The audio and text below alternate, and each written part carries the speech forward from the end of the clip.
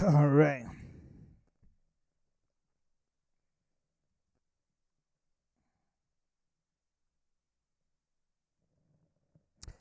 Okay. We had a little crash once more again, my brothers, my sisters, my people. And for some reason, I lost some things here. Let me see if I can see what's going on right here. Oh, I lost my. Oh, there you go. All right. Let me see. Well, what can I say?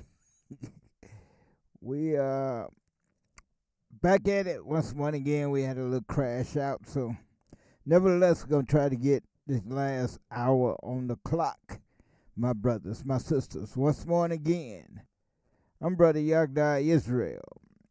Let me see if I can lay this like it's supposed to be. Now, all right, what's going on? Let's see. All right. All right, I guess that looks better. All right, once more again, I'm Brother Yagdai Israel from the fourth son of Jacob, whose name was changed to Israel. For questions or comments, when you be contacted by phone, that number is area code 331-312-4022. Once more again, that phone number for questions or comments is area code 331-312-4022. We can also be contacted by way of email. That email address is yhdhyssrael@gmail.com.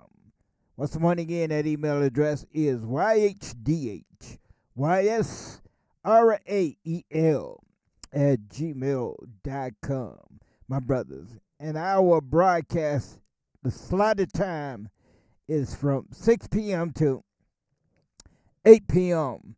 Tuesday and Fridays. And on Shabbat, Saturday, as they call it, we begin our Shabbat class at roughly 2 p.m. And we usually roll until, my brothers, my sisters, my people. But we're going to get into this. We're going to get ready to prep for our clips.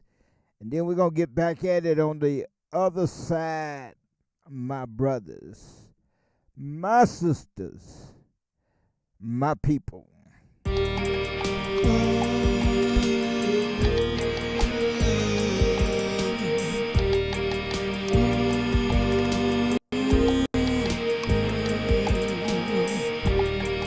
As I open my eyes to another day,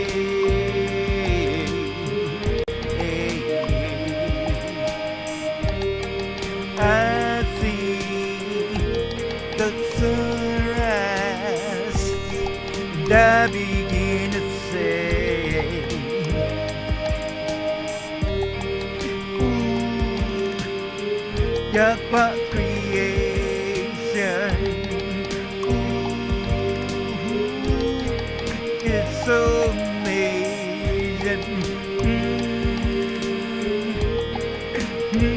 So marvelous,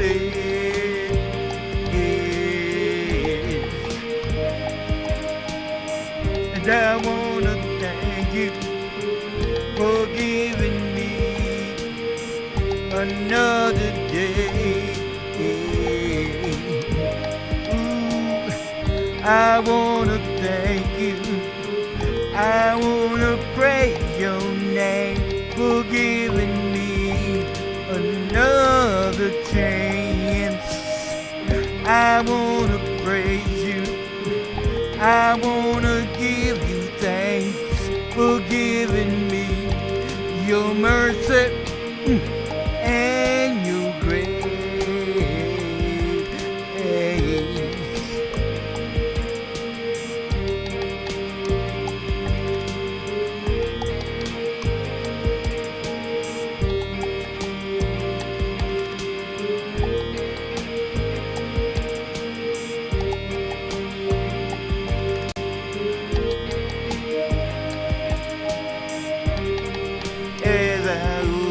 miles to another day.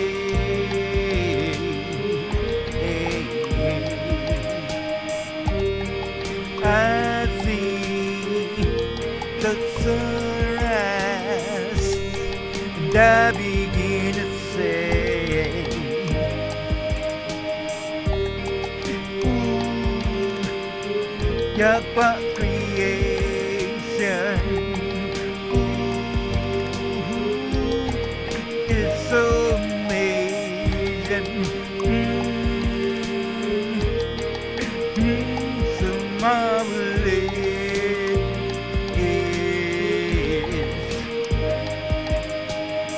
And I wanna thank you for giving me another day. Ooh, I wanna thank you.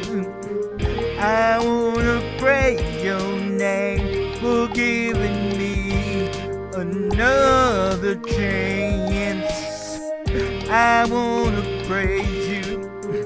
I wanna give you thanks for giving me your mercy and your grace.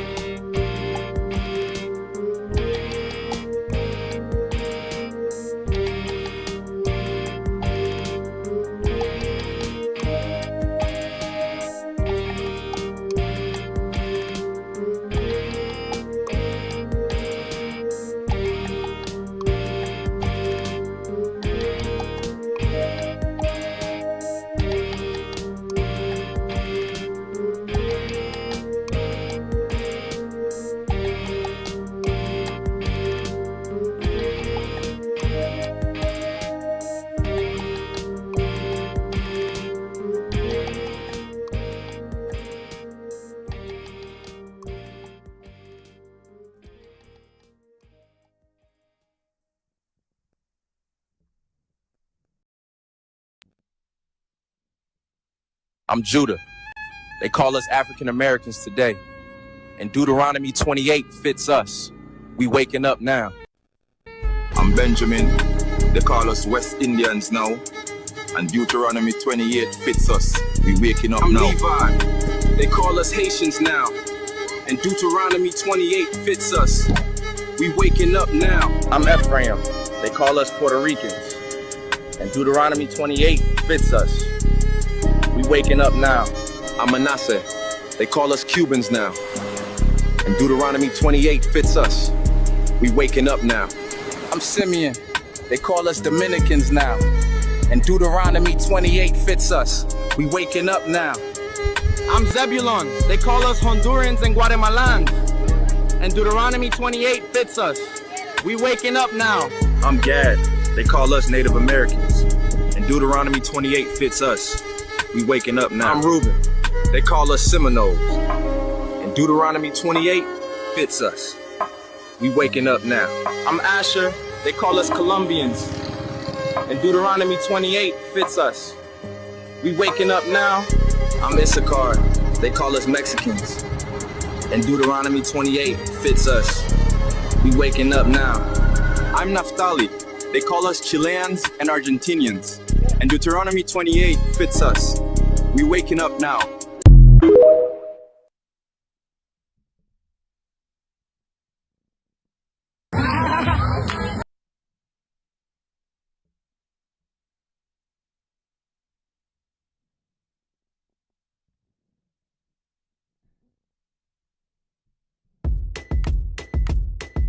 The tabs you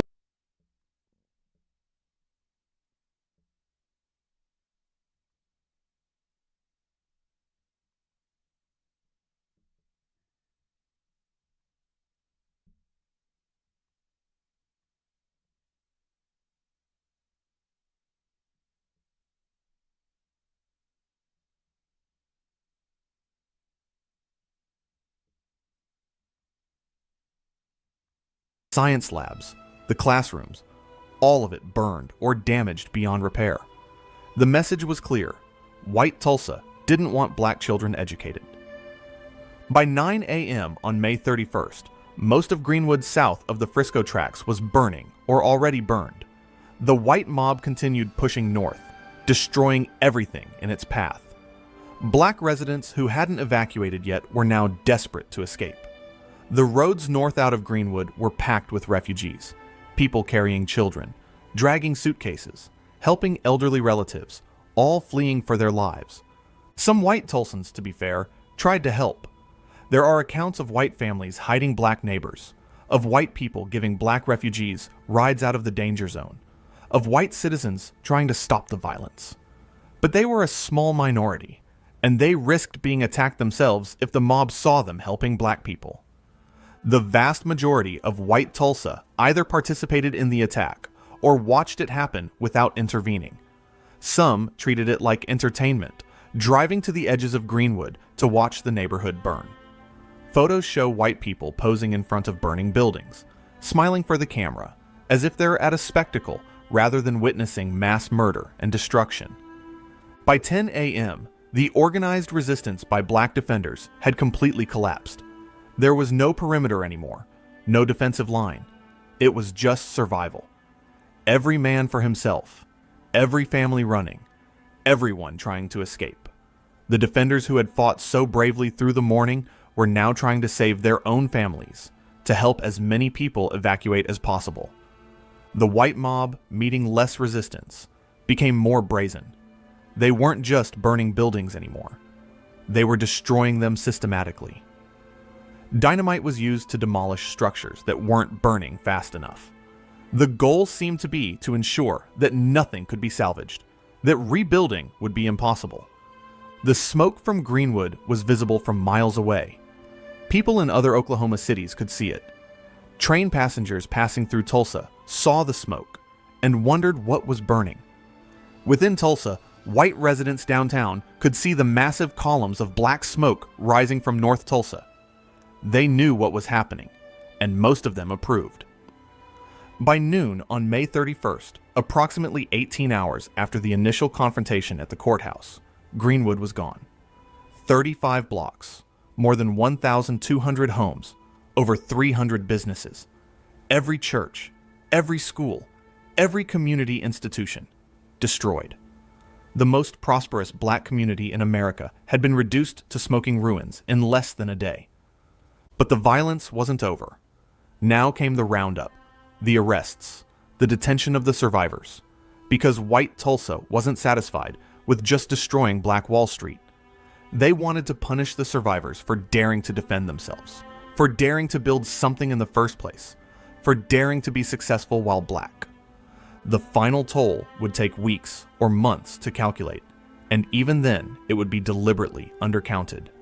Official reports would claim 36 deaths, a number so obviously false that even white Tulsans knew it was a lie. The real number was never determined with certainty. Mass graves were dug and filled. Bodies were thrown in the river. Some people simply disappeared and were never accounted for. Estimates from the black community ranged from 100 to 300 dead, with 300 being the most common estimate from survivors. Modern historians generally accept a range of 100 to 300 killed, acknowledging that the true number will never be known. For comparison, 36 people died in the famous OK Corral shootout. Except that didn't happen. That's a myth. 36 people might have died in the first hour of the Tulsa massacre. By the time it was over, the death toll was orders of magnitude higher. 10,000 people were left homeless, an entire community displaced, families torn apart, generational wealth destroyed, dreams burned to ash, and the survivors were about to discover that the nightmare wasn't over. It was just beginning a new phase. Because now they would be treated as the criminals, rounded up like prisoners of war, while those who murdered and burned and looted walked free. The survivors of the Tulsa Race Massacre would spend the rest of their lives trying to understand how America could allow this to happen. How could police participate in mass murder? How could the National Guard help destroy rather than protect? How could private citizens bomb their neighbors from the air? How could a city destroy itself and then pretend it didn't happen? These questions would haunt them. The trauma would mark them. And when they tried to tell their stories, they would be silenced, threatened, told to forget.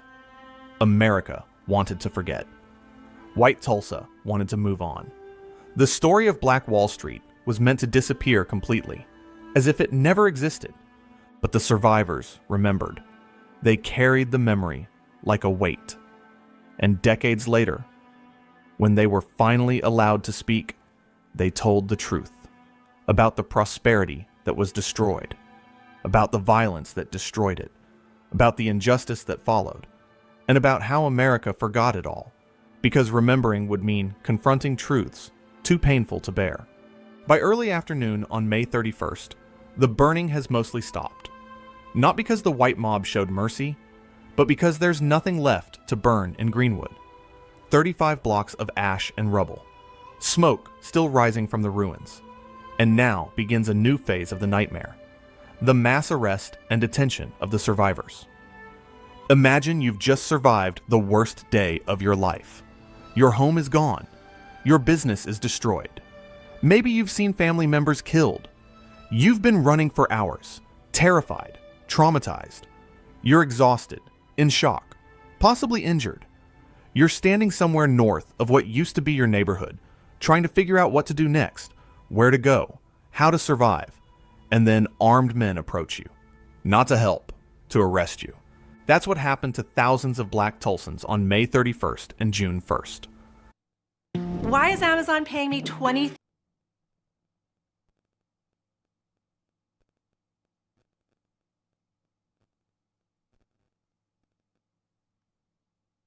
National Guard troops and police, backed by armed white civilians who'd been deputized during the attack, began systematically rounding up every black person they could find. Men, women, children, elderly, infants, everyone. If you were black and in or near Tulsa, you were arrested. The official justification was protective custody. The authorities claimed they were protecting black residents from the mob. But that made no sense. The mob had just spent hours attacking black residents with police help. The police had deputized the mob. The National Guard had assisted in the destruction. And now, suddenly, these same authorities claimed they were protecting the victims? No, this was something else. This was about control, punishment, and covering up what had just happened. The roundup was methodical. Troops swept through what remained of Greenwood and the areas where survivors had fled. Black residents were ordered at gunpoint to march to detention centers. No explanations, no charges, no warrants, just orders. Get moving, now. Anyone who hesitated or questioned was threatened or beaten. Families were separated during the march. Men were sent to one detention center, women and children to another. Parents desperately tried to keep track of their children in the chaos. Elderly residents struggled to keep up with the forced march. Some collapsed and were dragged or carried by other detainees. The guards showed no sympathy. Move faster. Stay in line. Shut up. The main detention center was the convention hall in downtown Tulsa. This was a large building used for exhibitions and public events. Now, it became a prison camp holding thousands of Black Tulsans. McNulty Baseball Park was another major detention site, an outdoor stadium where people were held in the open with no shelter. The fairgrounds also served as a detention center. By the evening of May 31st, an estimated 6,000 Black Tulsans were in detention. By June 1st, that number had grown to nearly 10,000, essentially the entire black population of Tulsa. Think about that. An entire community imprisoned without charges, held at gunpoint for the crime of being black in Tulsa during a white riot. Let me describe the conditions. At Convention Hall, thousands of people were packed into a space meant for hundreds.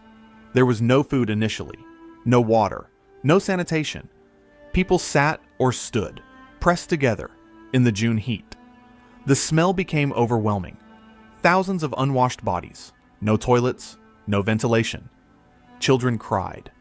Adults tried to comfort them, but had nothing to offer. No food, no water, no answers to the question every child asked, when can we go home? At McNulty Baseball Park, the conditions were even worse. This was an outdoor facility. The June Oklahoma sun beat down mercilessly.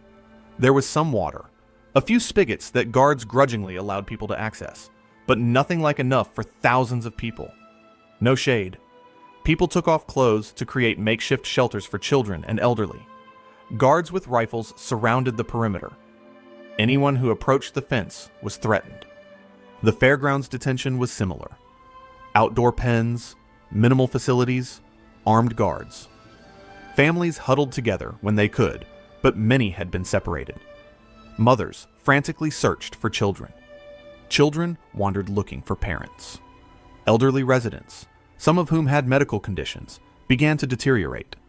And the guards did nothing to help. This was punishment, not protection. After the first day, some food appeared. White churches and the Red Cross provided minimal rations, bread, water, occasionally soup. But it wasn't nearly enough. People were hungry, thirsty, exhausted. Some were injured from the attack and received no medical attention. A few died in detention from untreated injuries or heat exposure or stress. Those deaths were never officially recorded. The psychological torture was as bad as the physical conditions. The survivors had just watched their community destroyed. They'd seen loved ones killed. They'd lost everything they owned. And now they were being treated like criminals, held without charges, with no idea when or if they'd be released. The trauma compounded on trauma. But here's where it gets even more sinister. While black Tulsans were detained, white Tulsans were looting what remained of Greenwood. Remember, the buildings had been burned, but not everything was destroyed. Safes were blown open and emptied. Anything metal or valuable that survived the fires was taken. Jewelry, silverware, tools, anything. Trucks and cars were driven into the ruins to haul away salvageable goods. The detention served multiple purposes. This is a leg sweller. This is a leg sweller.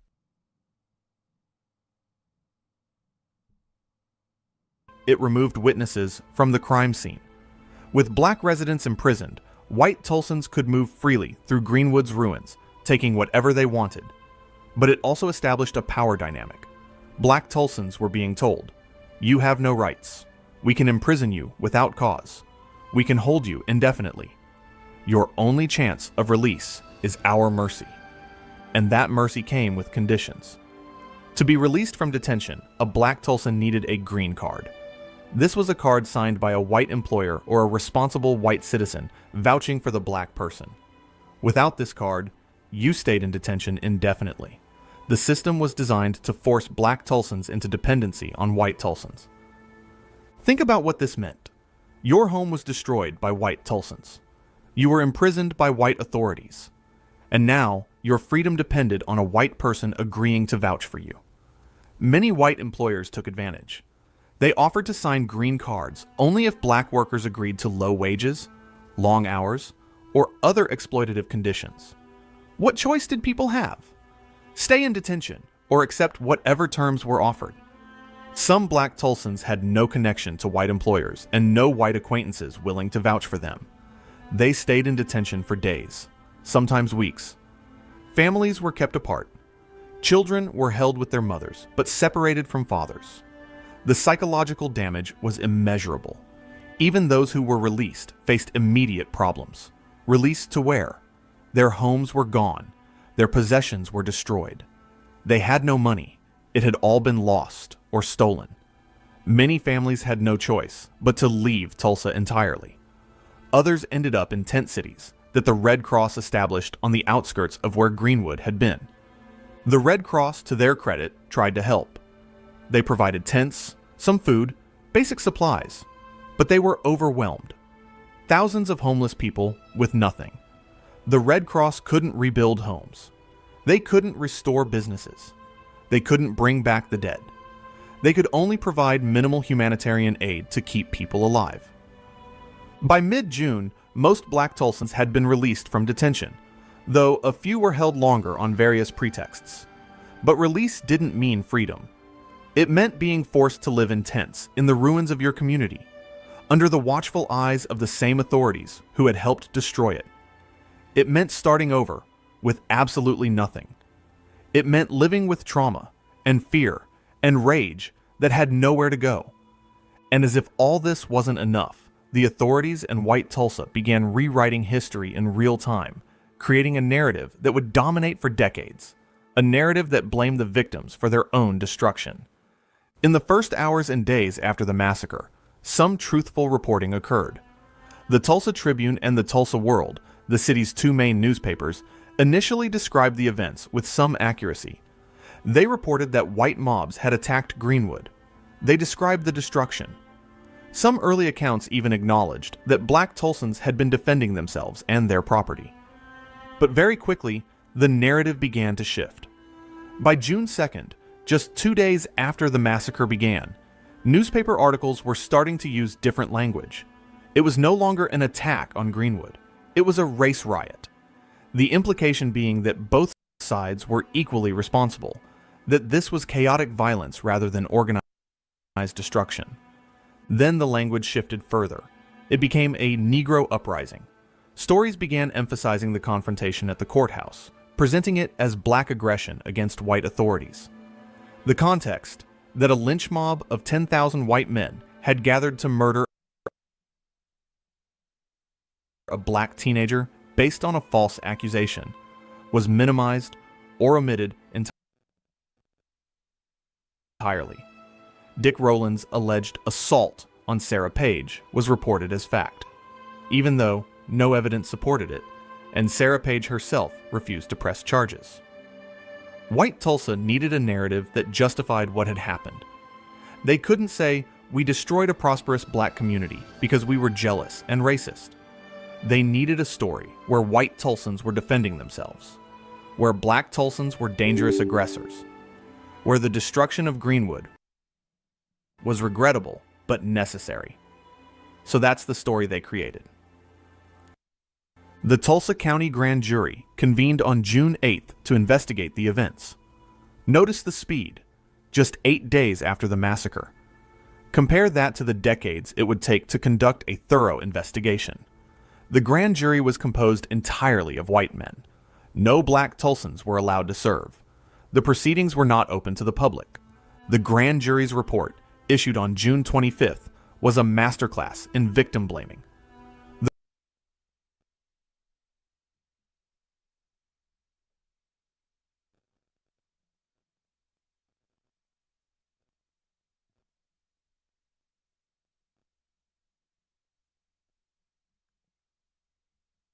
The report concluded that the riot was caused by certain bad Negroes. It specifically blamed black Tulsans for going to the courthouse armed, calling this act the direct cause of all that followed. The report praised the white citizens who responded to the call of duty to stop the uprising. Read that again. The grand jury praised the white mob that destroyed Greenwood. The people who murdered, burned, and looted were described as responding to the call of duty. The black Tulsans who tried to defend themselves and their community were blamed for causing the violence. The report recommended that several black community leaders be prosecuted for inciting the riot. A.J. Smitherman, the newspaper editor who had written against lynching, was indicted. J.B. Stratford, the hotel owner, was indicted. Other prominent black Tulsans were targeted for prosecution. The message was clear: black leadership, black pride, black success, all of it was dangerous and would be punished. Dick Rowland, whose alleged assault started everything, was quietly released. Sarah Page refused to testify against him. The prosecutor, realizing there was no evidence and that a trial would expose the lie that justified the massacre, dropped the charges. Rowland left Tulsa and never returned. Sarah Page also disappeared from public record. Neither of them wanted any part of the story that had destroyed an entire community. Meanwhile, not a single white person was indicted for the violence. Not one. Despite thousands of witnesses. Despite photographs showing white men with guns and looted goods. Despite known murders, arson and theft. Zero prosecutions. The legal system had decided that destroying Black Wall Street was not a crime. A J. Smitherman, facing indictment and death threats, fled Oklahoma. He eventually settled in Massachusetts, where he continued his journalism career. J.B. Stratford also fled, first to Kansas and then to Chicago. He died in 1935, never returning to Tulsa. His criminal record from the 1921 indictment wasn't cleared until 1996, 75 years later, long after his death. Other black leaders left Oklahoma, taking their talents and wealth to other states. Brain drain on a massive scale. Now let's talk about the insurance situation, because this is where the economic destruction became permanent. Black Tulsans had insurance on their homes and businesses. They'd been responsible property owners, paying premiums, following the rules. When their properties were destroyed, they filed claims. Every single claim was denied. The insurance companies pointed to clauses in policies that excluded coverage for riot or insurrection. Since the grand jury had declared this a riot, the exclusions applied.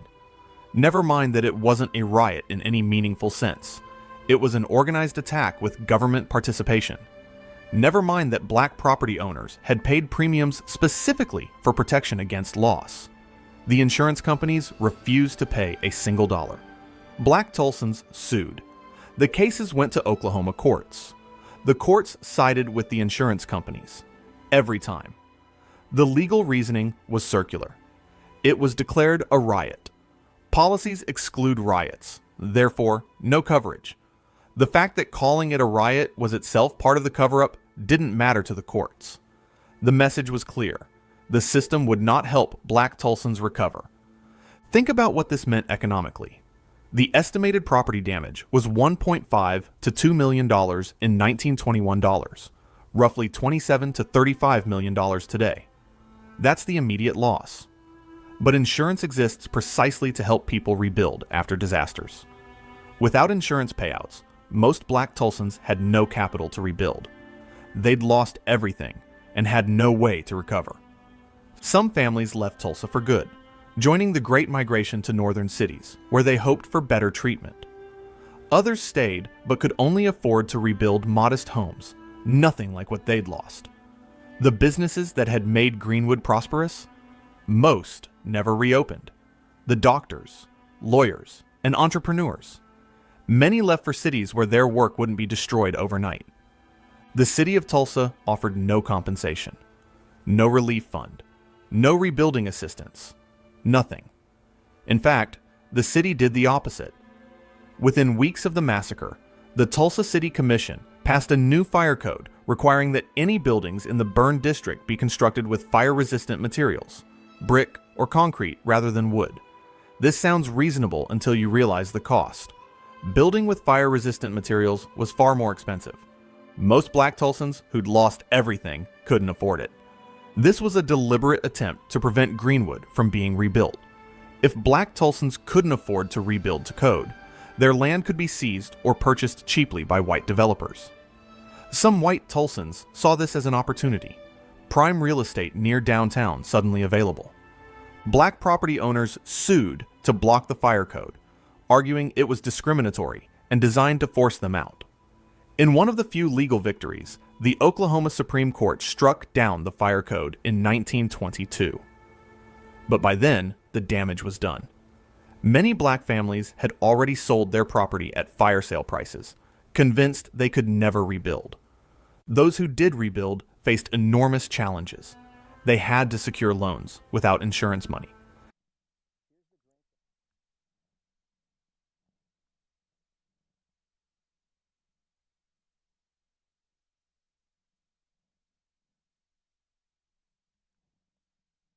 To rebuild while living in tents. They had to do all this while traumatized, while mourning loved ones, while under constant surveillance and threat from white authorities. That anyone rebuilt at all is a testament to incredible resilience. But Greenwood would never recover its former prosperity. The economic ecosystem that made Black Wall Street special, the density of businesses, the circulation of money within the community, the wealth accumulation, was broken. You can't just rebuild that. It takes decades to develop, and it was destroyed in hours. As weeks turned to months, something even more insidious than the massacre itself began happening. The systematic erasure of evidence that it had occurred at all. This wasn't accidental. This was deliberate policy by Tulsa's white establishment to ensure that what happened in May 1921 would be forgotten. Start with the newspaper archives. The Tulsa Tribune's May 30th, 1921 afternoon edition, the one with the inflammatory headline about Dick Rowland, disappeared. Not just individual copies, but from archives, from libraries, from the microfilm records. Years later, when historians tried to research what that headline actually said, they found nothing. The newspaper claimed the records were lost or damaged, but specific records from specific days don't just disappear unless someone wants them to. Other newspaper archives were selectively edited. Articles that described white violence too explicitly were removed from bound volumes. Photographs were taken from files. The Tulsa World's archive for June 1921 is incomplete, with key pages missing. The official explanation is always the same: lost, damaged, misplaced. But the pattern is too consistent to be accidental. Police records from May and June 1921 are suspiciously thin. Given that thousands of people were arrested.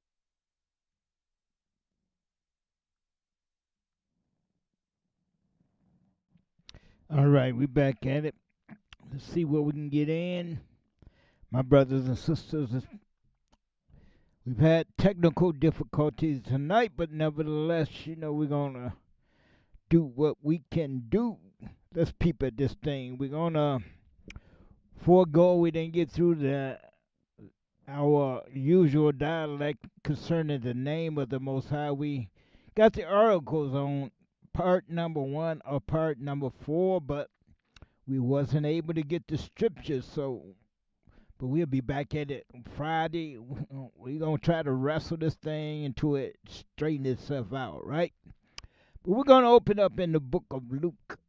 We want to peep at the book of Luke, chapter 12, verse number 12, and it reads, Luke chapter 12, verse 12.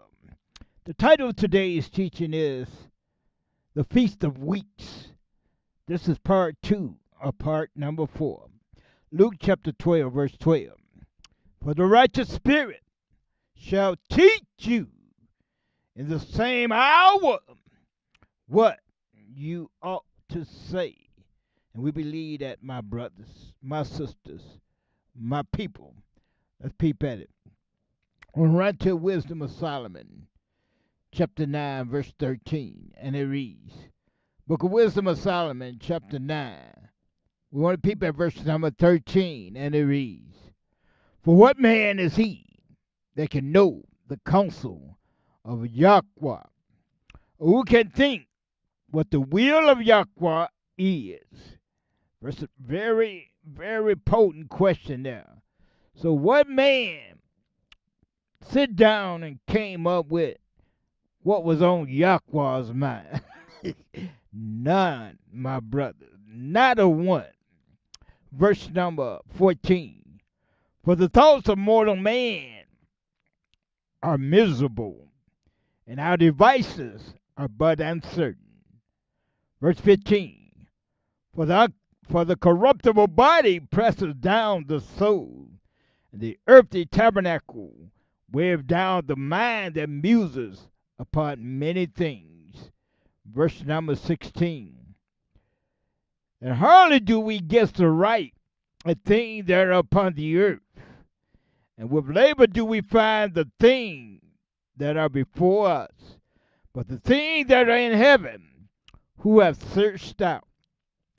Verse number 17. And thy counsel, who have known, except thou give wisdom, and send thy righteous spirit from above. Verse 18. So the ways of them which lived on the earth were reformed, and men were taught the things that are pleasing unto you, the Most High Yahweh, and were saved through wisdom, my brothers, my sisters, my people. We're going to run to St. John chapter 14. Go peep at verse number 26. St. John 14, verse 26 read. We're going to see how much of this we can get in. But the Comforter, which is the righteous Spirit, whom the Father will send in my name, he shall teach you all things, and bring all things to your remembrance, whatsoever I have said unto you. So this Comforter, this righteous Spirit, let's peep at. Who is this that the Most High sent to teach and to lead into all truth? And who are they directed to? In the book of Hebrews, the book of the Israelites, chapter 1, verse number 7 reads. Book of the Israelites, chapter 1, verse 7.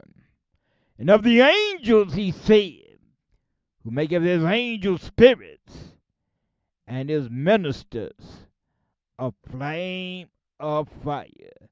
So these angels, and this word spirit, or righteous spirit, or Holy Spirit, is one and the same. So we got a line on who the Most High uses to bring forth information to the earth realm. But who do he bring it to? In verse number 14, who is the receiver of the knowledge that comes from the throne of heaven? The book of the Israelites, chapter 1, verse number 14 reads. Book of Hebrews, chapter 1. We want to peep right at verse 14, and it reads, are they not all minister spirits sent forth to minister for them who shall be heirs of salvation? So they are sent to minister to those that are heirs of salvation. We want to look at this word heir. What does it mean, my brothers?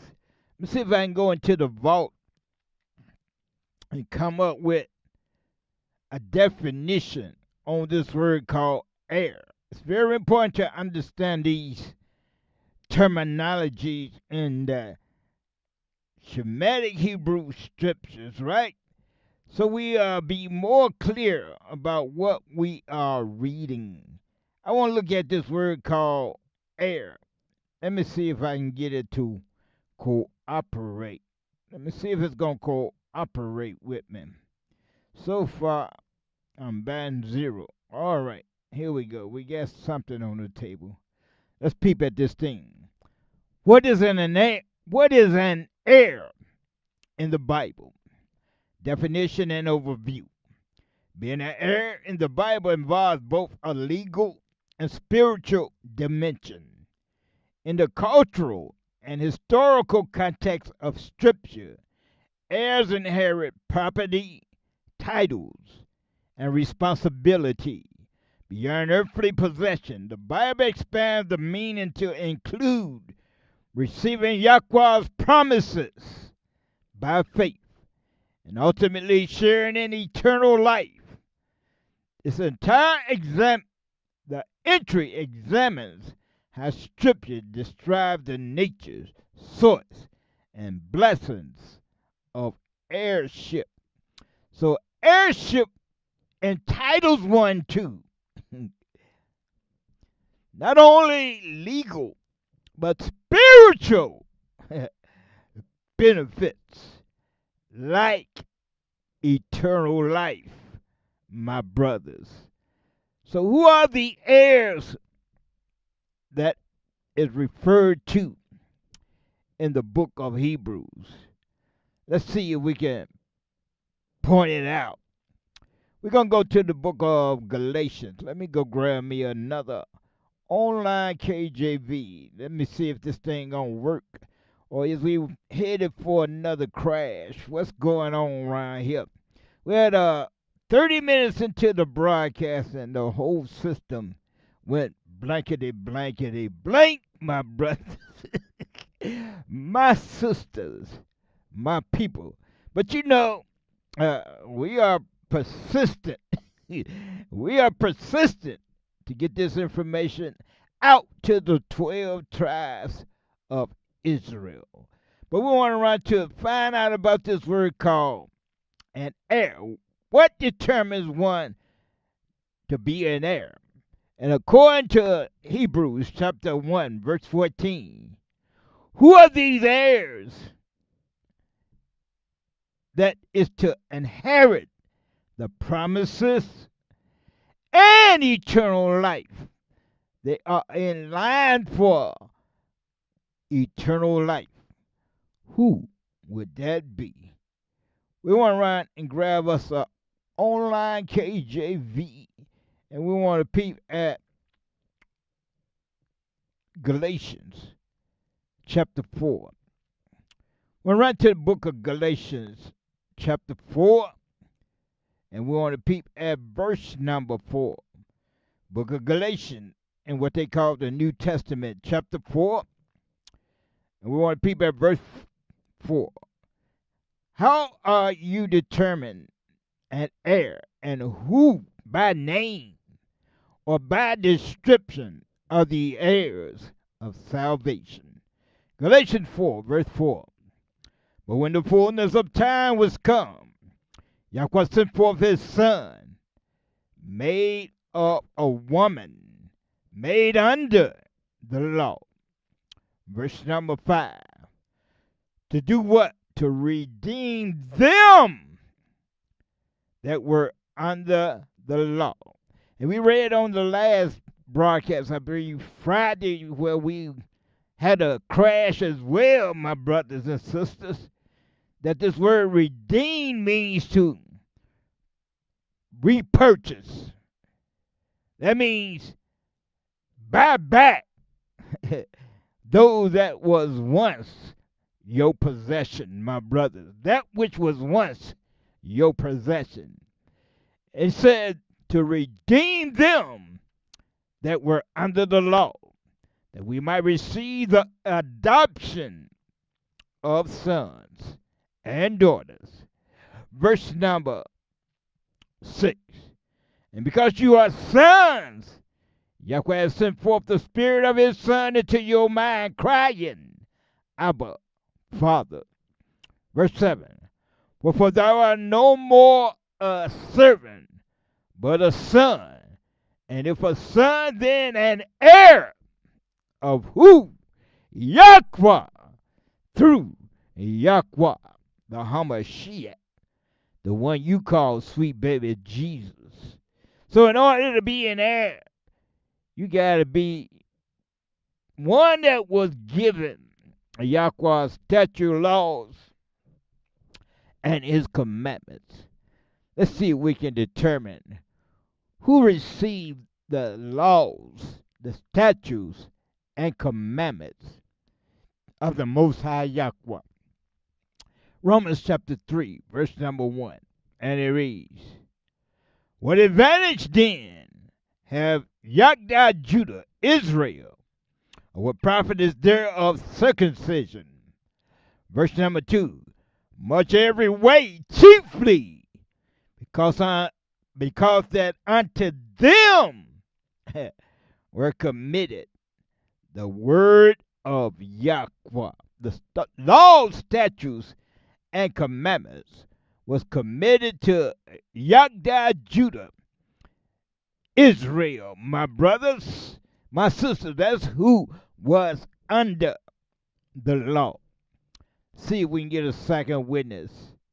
We're going to go to the book of Psalms, chapter 147. We're going to peep at verse number 19 and 20. Psalm 147, and we want to peep at verse 19 and verse number 20. Who was given the laws? Because whoever that was are the heirs of salvation, my brothers. They are been adopted back into the family of the Most High Yahweh. Psalm 147, verse number 19. We found out in Romans 3, verse 1, that Yahweh, Judah, the word of Yahweh was committed to. Let's peep at this thing. Psalm 147, verse 19. He showeth his word unto Jacob, his statutes and his judgment unto Israel.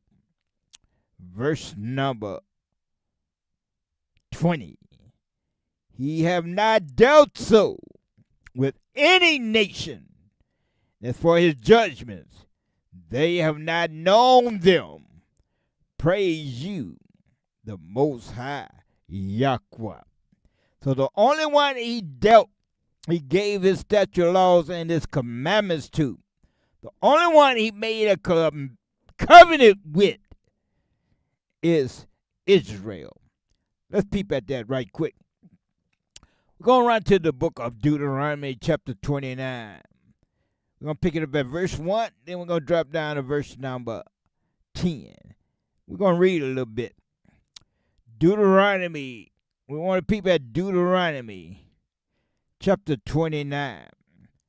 We're going to look at verse number 1, then we're going to drop down to verse number 10. And it reads, Deuteronomy 1, verse number 11. These be the words which Moses spake unto all Israel. We read that he gave his laws to Jacob, statutes and his judgments to Israel. He have not dealt so with any nation. And as for his judgment, they, who? The other 17 nations, my brothers, do not know them. These be the words that Moses spake unto all Israel on this side Jordan in the wilderness. Well, what side Jordan is he referring to? He's referring to the east side of Jordan, my brothers, my sisters, my people, in the plains over against the Reed Sea, between Paran and Tophel, and Laban, and Hazeroth, and Dazahab, my brothers. Now we're going to drop down to verse 10. Let's read a little bit. My brothers, my sisters, my people. Verse number 10. And Yahweh, your Yahweh, have multiplied you. And behold, you are this day as the stars of heaven for multitude. Verse number 11. Yahweh of your fathers make you 1,000 times so many more as you are, and bless you as he has promised you. Verse 12. How can I myself now, I'm missing something here. How did I get to Deuteronomy 1?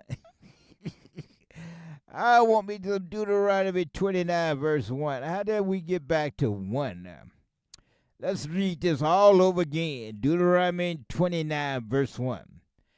These are the words of the covenant which Yahweh commanded Moses to make with the children of Israel in the land of Moab, beside the covenant which he made with them in Horeb. So the covenant was made with the children of Israel, my brothers, my sisters. Now we're going to drop down to 29, verse 10, and it reads, Deuteronomy 29, verse 10, you stand this day, all of you, before Yahweh, your captains of your tribes, your elders, and your officers, with all the men of Israel. Verse 11, your little ones, your wives, and thy stranger that is in thy camp, from the hewer of thy wood unto the drawer of thy water.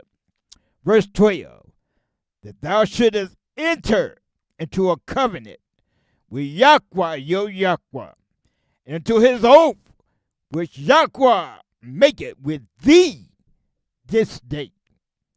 Verse 13, that he may establish thee today for a people unto himself, and that he may be unto thee a Yahweh, as he hath said unto thee, And as he has sworn unto your fathers, to Abraham, to Isaac, and to Jacob, whose name was changed to Israel. Neither with you only do I make this covenant and this oath. Verse number 15. But with him that standeth here with us this day before Yahweh, our Yahweh, and also with him that is not here with us this day. So this covenant, this agreement was made through the bloodline of Abraham, Isaac, and Jacob, whose name was changed to Israel.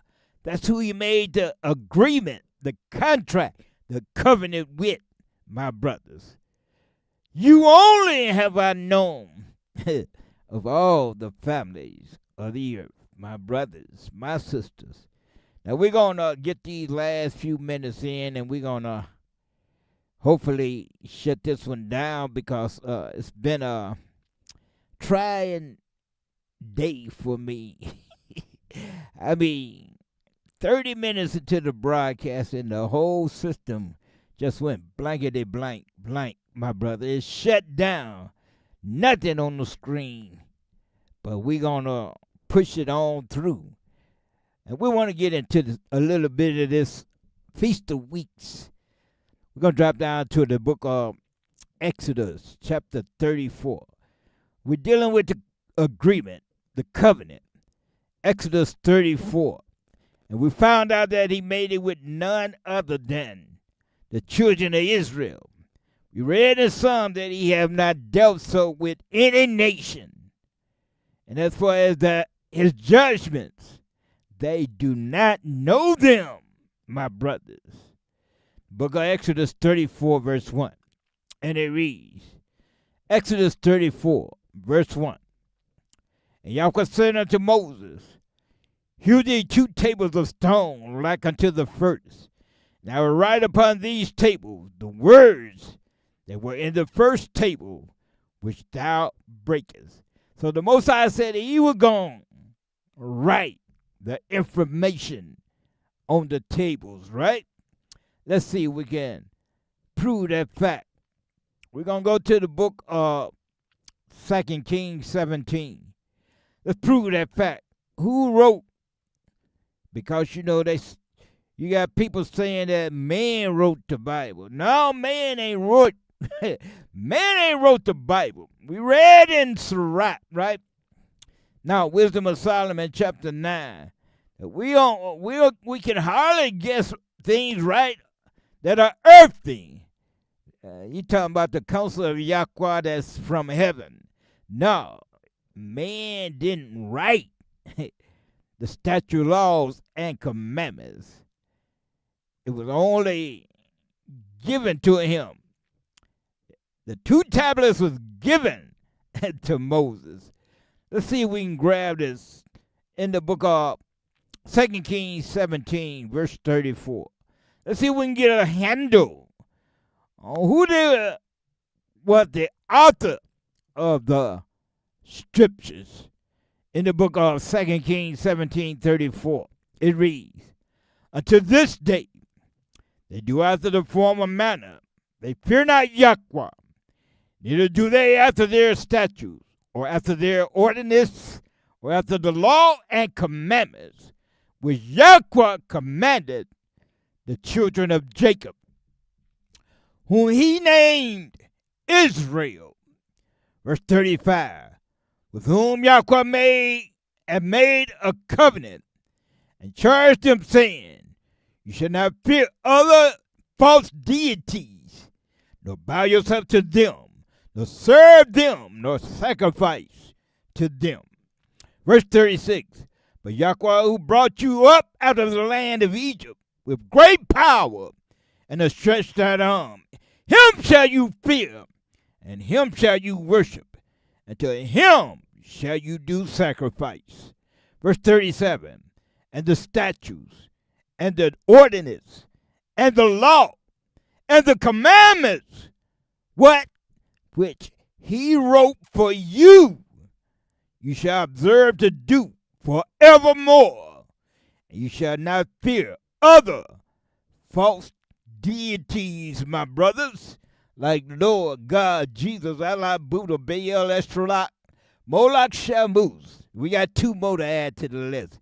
Kyrios and Theos, my brothers, my sisters, my people. Who wrote it? Yahweh wrote it. See if we can get a second witness. We're going to run to the book of Psalm 68, verse number 11. I believe, let me see if I can hit the nail on the head. Psalm 68, verse number 11. Verse number 11. And it reads, book of Psalm 68, verse 11. Yahweh gave the word.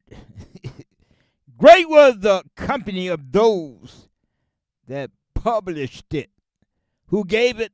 Yahweh gave the word, my brothers. He gave his statute, laws, commandments, and judgments, my brothers. It came from the mind of the Most High Yahweh. Can't no man take credit for knowing the end from the beginning, my brothers. My sisters, how can you credit a man? We don't know 1 minute from the next what's going to happen. The only way we going to be in the know is if we get into Yahweh's word on the serious tip. My brothers, my sisters, my people. Let's drop down to verse number 5, Exodus 34. We want to drop down to verse number 5, and it reads, Exodus 34, verse 5. And Yahweh descended in the cloud and stood with him there, and proclaimed the name of Yahweh. We're going to drop down to verse 22. Let's see what's all wrapped up in this covenant that he made with the 12 tribes of Israel. And thou shalt observe the feast of weeks, of the first fruit of wheat harvest, and the feast of ingathering at the year's end. Verse number 23. Thrice in the year shall all your men appear before Yahweh, Yahweh of Israel. Let's examine that. We're going to go to Deuteronomy 16. We'll run to Deuteronomy chapter 16. Let's examine that statement. What do you mean by all your men, my brothers, my sisters, my people? We're going to go to Deuteronomy 16. And let's see what Yahweh is referring to according to that statement in Exodus 34. Deuteronomy 16, verse 1. Observe the month of Abib and keep the Passover unto Yahweh your Yahweh. For in the month of Abib Yahweh brought thee forth out of Egypt by night. Verse number 2. Thou shalt therefore sacrifice the Passover unto Yahweh your Yahweh of the flock and of the herd in the place which Yahweh shall choose to place his name there. Go drop down to verse number 6, and it reads, Deuteronomy 16, verse 6. But at the place which Yahweh shall choose to place his name in, there thou shalt sacrifice the Passover when at evening, at the going down of the sun, at the season that thou camest forth out of Egypt, Mizraim, my brother, at the going down of the sun, my brothers, my sisters, my people. We're going to drop down to verse number 8. We're going to continue. Verse number 8, and it reads, 6 days thou shalt eat unleavened bread, and on the 7th day shall be a solemn assembly to Yahweh, your Yahweh. Thou shalt do no work therein. Verse number 9. 7 weeks shalt thou number unto thee, Begin to number the 7 weeks from such a time as thou bringest to put the sickle to the corn. Verse number 10. And thou shalt keep the feast of weeks unto Yahweh your Yahweh, with a tribute of a free will offering of thy hand, which thou shalt give unto Yahweh, according as Yahweh hath blessed thee. Verse number 11. And thou shalt rejoice before Yahweh, your Yahweh, you and your son and your daughter, your manservant, your maidservant, Levites that is within thy gates, the stranger and the fatherless, the widow that are among you, in the place which Yahweh your Yahweh have chosen to place his name there. We're going to drop down to 14. So not only do the men gather, but the whole household, your daughters, your sons, even the Levites that are within your gates, the stranger and the fatherless, my brothers. This is a family affair. Deuteronomy 16:14. And thou shalt rejoice in thy feast, thou and thy son and thy daughter, thy manservant, thy maidservant, and the Levites, the stranger and the fatherless, the widows that are within your gates, my brothers, within your boundaries. You have strangers amongst. Now, what strangers are this referring to, though? Who are these strangers it referring to? Let's see if we can get a line on that right quick. We want to write to Leviticus chapter 25. We want to find out about these strangers that is referred to here in Deuteronomy. Leviticus chapter 25. Let me see if I can pinpoint what I need in Leviticus right quick. We want to find out about these strangers, because this word stranger is the same word they use for people, for nations, foreigner. All that good stuff is associated with this word called stranger. Just depend on how they wanted to translate it. So we want to look at who is this stranger. Leviticus 25, verse number 35. Let's see. Who would this stranger be? Leviticus 25, verse number 35. And it reads, And if thy brother be waxed poor, if your brother, your sister, and falleth in decay with thee, then thou shalt relieve him, yea, though he do what? Though he be a stranger or a sojourner, that he may live with thee. So sometime from another tribe they will come into the midst of light. Let me give you an example right quick. If you're from the tribe of, let's just say, Ephraim, my brothers, my sisters, my peoples, and somehow you get a piece of the rock from the Judites, and you dwell amongst them, well, that would make you a stranger. Not from that particular tribe, even though you sojourning, you living amongst them. This is the stranger it is referring to, not the other nations, my brothers. Not the other nations. It's referring to the strangers of your own people, my brothers, my sisters, my people. Let's go back to that. Where were we at? In Deuteronomy, was it? Let me see if I can get back to Deuteronomy chapter 16. Where were we at? Yeah. Let me see if I can get back there. Deuteronomy. What happened to my Deuteronomy? I don't see it. in the mix here. So, well, we just going to run back there. Deuteronomy 16, right? Let's run back there. Deuteronomy 16, verse 14. Let's get that on the table. Deuteronomy 16.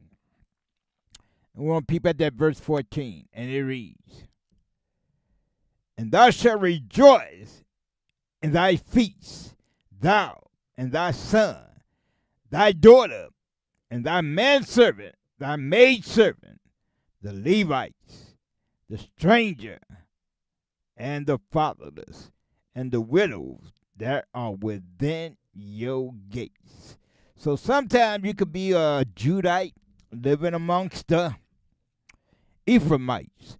Sometimes you could be a Manassehite living amongst the Danites.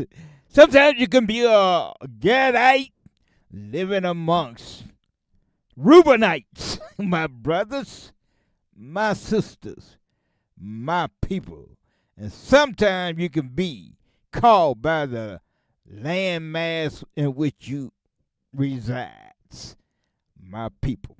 Let's get back to this thing. We're going to get a few more and then we're going to get ready to shut this one down.